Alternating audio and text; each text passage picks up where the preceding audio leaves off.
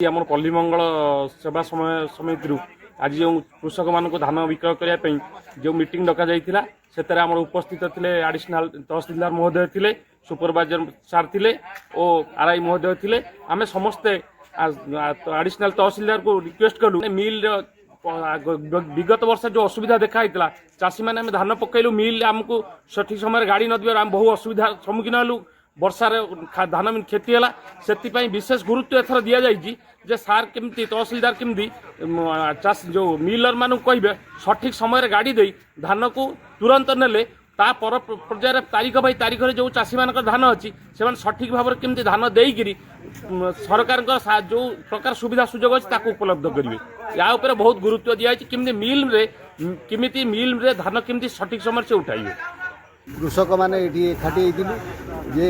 पल्लीमंगल सेवा समय समिति धान संग्रह करने समस्तंकर जे आसिला समस्ते सोसाइटी धान देवे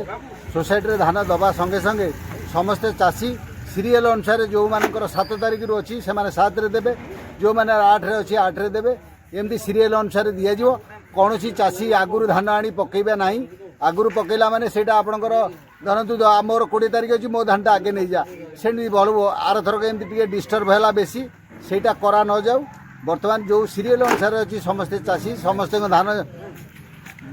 पल्लीमंगल सेवा समय दिंतु आउ जो चाषी मैंने कहते धान देवेनी आमर प्राय मु भावुची कोटा कमी जाइए निश्चित जेहेतु आमर भी कटी 20-30 क्विंटल कटी प्राय कोटा कमी जाइए चाषीकर कौन असुविधा हो मार्च 31 समस्ते धान दे पारे अधिक मात्रा मिल केमती आम गाड़ी जोगेदेवे आम तहसीलदार महोदय को आम अनुरोध कलु समस्त चाषी सुचारू रूपे धान केमती बिकिपारे आम प्रशासन सहयोग लोड़िलु समस्त चाषी आज मत सूचित मत प्रदान करते समस्त चाषी सीरियल अनुसार ये धान देवे आ समस्त एफएक्यू मान धान आनबे से आज समस्त को सचेतन करागला आगामी दिन में कौन चाषी जमी वंचित न हे से प्रशासन को अनुरोध करूँ।